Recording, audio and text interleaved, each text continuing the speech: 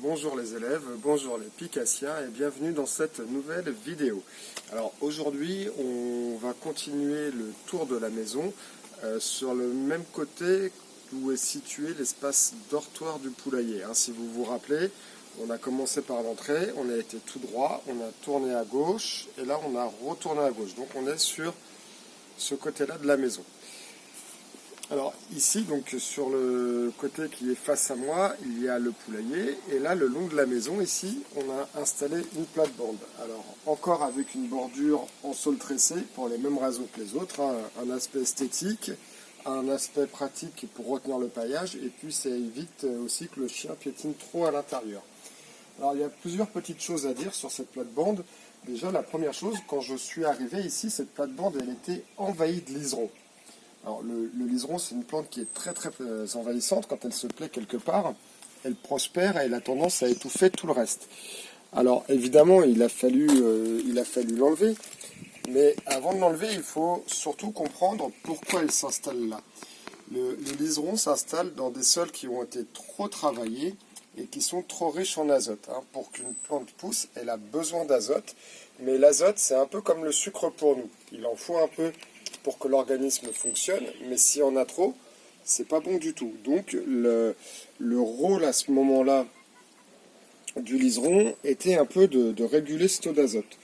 Donc du coup, ce que j'ai fait, c'est qu'évidemment j'ai désherbé le liseron, mais ensuite j'ai paillé, et j'ai paillé avec des matériaux secs et marrons, donc de la paille, des choses carbonées, puisque on dit qu'il faut toujours un rapport carbone-azote dans un sol. C'est un petit peu compliqué, je sais, mais il faut un rapport carbone-azote. Il faut quand même beaucoup plus de carbone que d'azote. Pour un potager, en général, on dit qu'il faut une part d'azote pour 30 parts de carbone. Ce qui est déjà 30 parts de carbone et une part d'azote, c'est déjà très riche en azote. Donc ici, j'en avais trop. Alors ce que j'ai fait, c'est que j'ai paillé, j'ai recouvert avec des matériaux carbonés, plus riches en carbone, et j'ai planté des végétaux qui aiment beaucoup l'azote, comme la tomate par exemple, qui aime beaucoup l'azote, et du coup ça a permis d'équilibrer un petit peu, et jusque-là ça marche pas trop mal, puisque j'ai eu des bonnes récoltes de tomates 2 années de suite, et le liseron, la pression du liseron a pas mal baissé, donc c'est plutôt une réussite. Là on a beau être qu'au mois d'avril, alors c'est normalement bien trop tôt, mais étant donné que je manquais de place dans la serre, j'ai commencé à mettre des tomates en extérieur. Bon, si elles gèlent, je vais les perdre, mais de toute façon, je n'ai plus la place de les conserver. Donc autant essayer. Si j'ai de la chance, elles résisteront. Sinon, tant pis. Et là, voilà un petit exemple d'association de culture. J'ai mis une tomate et au pied de la tomate, j'ai contreplanté une salade. Donc comme elles ont des formes très différentes, elles ne vont pas du tout se gêner. Et au contraire, la tomate va apporter un peu d'ombre à la salade qui en a besoin. Donc c'est une association qui fonctionne bien. Alors ici, quand on continue le long de la plate-bande, il y a des petites choses que j'aime bien, que je trouve intéressantes. Par exemple, on a cette plante-là, qui est de la nigelle. Alors la nigelle, c'est une plante annuelle, donc qui ne vit qu'un an, mais qui se ressème toute seule. Donc elle est présente naturellement ici. Elle fait de jolies fleurs bleues, c'est très joli. Et j'ai rien à faire, elle revient tous les ans. Donc évidemment, j'ai aucune raison de me bagarrer contre elle. Encore une fois, je préfère toujours travailler avec l'existant, des choses qui poussent spontanément. C'est ce qui demande le moins de travail et ce qui me laisse le plus de temps. Donc pour moi, c'est parfait. Ensuite, le long de cette plate-bande qui n'est pas très large, vous voyez, on a replanté 2 fruitiers, comme le pommier là-bas, en cordon, si vous vous rappelez bien. 2 fruitiers en cordon, donc un pommier et un poirier. Et là, ici, on a installé cette pergola. Alors, la pergola, elle a plusieurs utilités. La première utilité, c'est qu'on a planté 2 vignes à chaque pied qui va à terme, là on les a plantées très récemment, mais elles vont recouvrir rapidement toute la pergola. Donc déjà, la première chose, c'est que ça va me permettre d'avoir des bonnes récoltes de raisins. Et la deuxième chose, c'est que ça va apporter une ombre assez légère et apporter de l'humidité, ce qui va être assez bénéfique. Ici, je vous rappelle, on est exposé sud, et en plus, là, j'ai le mur de la maison qui est plutôt clair, qui réfléchit de la lumière. Donc c'est plutôt bien, mais l'ombre et l'humidité que va apporter la vigne, va quand même bénéficier aux plantations qui sont en dessous. Et puis là, le long de cette plate-bande, on a également quelques aromatiques. Là, j'ai un thym, par exemple, que j'ai déjà récolté, qui repart bien. Donc j'ai déjà pu effectuer une première récolte de thym cette année.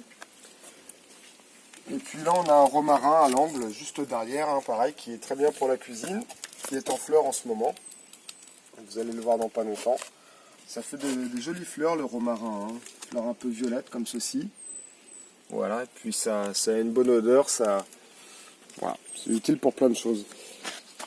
Et ensuite, derrière vous, donc quand on tourne, vous allez me voir dans pas longtemps, voilà, sur la partie qui est là, donc là vous voyez, il y a le poulailler derrière et un premier tunnel. Alors là, ici, juste là, j'ai fait un bac de cultures vivaces. Alors, je rappelle, cultures vivaces, ce sont des cultures qui restent en place et qu'on arrive à conserver pendant une période d'au moins 5 ans. Alors ici, par exemple, j'ai de l'oignon rocambole. L'oignon rocambole, c'est une plante qui est assez sympa. Ça fait des petits bulbes aériens. Alors là, il n'y en a pas encore à cette saison, mais ça fait des bulbes aériens. C'est très facile à reproduire. On peut manger le bulbe comme un oignon classique et on peut également se servir de la tige en arbre aromatique. Donc toute cette zone-là, c'est de l'oignon rocambole. Et ici, par exemple, j'ai un kénopode bon Henri. Le kénopode, c'est un légume, ce qu'on appelle un légume feuille, puisqu'on en mange les feuilles. Et ça ressemble un peu à de l'épinard. C'est très résistant, ça pousse bien. Et une fois que c'est installé, c'est là pour un bon moment. Là, pour l'instant, c'est encore un petit peu vide, hein. On n'est que mi-avril, mais tout ça démarre gentiment. Ensuite, à cet endroit-là, quand je suis arrivé, j'avais un cerisier ici, mais qui était malade, qui était vraiment en fin de vie. Il menaçait de tomber sur la maison. C'était plus possible de le garder. Donc je l'ai coupé et j'avais une grosse souche. Alors, que faire avec cette souche? L'enlever, c'était un très gros travail. Esthétiquement, ça apportait en soi pas grand-chose. Mais j'ai choisi de la laisser pour pas m'embêter parce que j'ai vu du lierre pousser autour. Donc, encore une fois, ça me permet d'avoir une petite zone ici qui accueille énormément de biodiversité. La souche en dessous qui est en train de pourrir avec le bois mort, c'est pareil, hein, ça ramène un tas d'insectes, un tas de larves qui va vivre dans le bois mort. Et pour l'instant, ça ne me gêne pas du tout. Donc ça, je laisse ça gentiment se décomposer. En attendant, ça ramène un peu de vie et c'est très bien. Là, ici, il y a une consoude. Je vous en ai parlé dans une précédente vidéo. Et juste ici, là, j'ai un bac avec des fraisiers. Alors, le bac avec les fraisiers, là, vous allez me dire, ah bah tiens, il nous a dit qu'il ne fallait pas faire de monoculture, c'est-à-dire pas de plantation avec un seul végétal. Sauf que là, effectivement, je n'ai que des fraisiers pour l'aspect pratique, hein, parce que c'est beaucoup plus facile à récolter de cette manière, mais ce n'est pas comme si j'avais 1 hectare de fraisiers. Là, j'ai juste ce bac rempli de fraisiers avec autour plein de diversité. Donc ça ne pose aucun problème, surtout que là, un peu plus tard en saison, à l'arrière ici, tac, je vais planter des maïs. Parce qu'à l'endroit où je vais les planter, ils vont monter en hauteur. Donc encore une fois, sur la forme, ils ne vont pas se concurrencer. Et à cet endroit-là, le maïs ne va pas apporter d'ombre aux fraises. Donc ça n'empêchera absolument pas les fraises de mourir. Alors ici, j'ai un nectarinier qui est mort.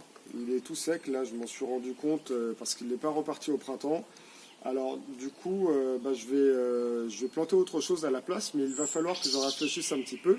Simplement parce que le nectarinier est un fruitier de la famille des rosacées. Et la famille des rosacées, il y a énormément de fruitiers qui sont de la famille des rosacées, hein. Le pommier, le poirier, le cerisier, les pruniers, le rosacée, l'amandier. Le rosacée, c'est une famille qui est très très étendue chez les fruitiers. Donc il va falloir que je plante un fruitier, mais qui ne soit pas de la famille des rosacées, pour éviter ce qu'on appelle les maladies de replantation. Simplement parce que je ne sais pas ce qui a tué mon arbre, d'accord ? Et donc si je plante un arbre de la même famille, il risque d'être sujet aux mêmes maladies et je risque de le perdre également. Alors souvent, on me demande ce que je fais quand j'ai une plante malade. Eh bien, la réponse c'est que je ne fais rien. Je ne fais rien parce que moi, je ne suis pas médecin des plantes, hein, je ne suis pas docteur SE de plantes. Et surtout, mon jardin, ça ne doit pas être un hôpital. Moi, je veux des plantes, des végétaux qui soient en bonne santé naturellement. Donc je fais en sorte de les mettre dans de bonnes conditions. Ensuite, s'ils ne tiennent pas, je ne vais pas les maintenir sous perfusion en faisant du bouche à bouche pour employer une image. Hein, il faut que ça résiste. Donc si ça ne résiste pas, eh bien, je trouve d'autres solutions pour mettre des choses plus adaptées. Alors ici, je ne crois pas vous en avoir parlé. Juste là, j'ai un poirier qui est conduit en double palmette. Alors ce qu'on appelle double palmette, c'est cette forme-là. D'accord? Donc ici, on a le tronc principal. Tac. on a deux branches charpentières qui partent horizontalement et qui reviennent ensuite à la verticale de part et d'autre. Et pareil au centre, hein, on a une fourche avec deux branches qui s'écartent.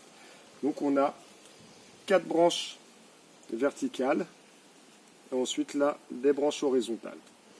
Voilà. Et au pied, une consoude, hein, parce que c'est, je vous ai dit que je l'utilisais beaucoup, c'est une très bonne association avec les fruitiers de la famille des rosacées. Hein. Le poirier fait partie des rosacées.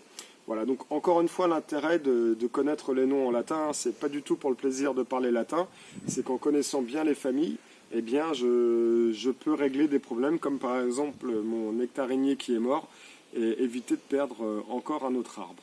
Bien écoutez, on a fait le tour pour cette vidéo. J'espère encore une fois que ça vous a plu. Je vous dis à bientôt, prenez soin de vous, et bonne journée à vous. Ciao à tous.